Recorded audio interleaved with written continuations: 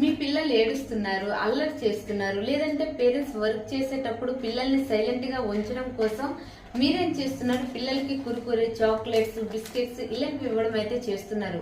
కానీ మీ పిల్లలు సైలెంట్ గా ఉంటున్నారని ఆలోచిస్తున్నారు, కానీ మీ పిల్లల హెల్త్ కి మీరే కారణం అవుతున్నారని ఆలోచించడం లేదు.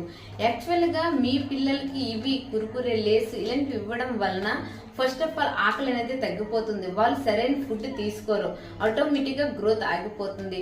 అదే కాకుండా కుర్కురే, లేస్ ప్యాకెట్స్ ఇలాంటివి ఇవ్వడం వలన బ్లడ్ ఇన్ఫెక్షన్, స్టమక్ ఇన్ఫెక్షన్, పేగ్ ఇన్ఫెక్షన్ ఇలాంటివి చాలా ఇబ్బంది పడుతున్నారు. మీ పిల్లలు చాలా సమస్యలతో మీరు నెట్టేస్తున్నారు.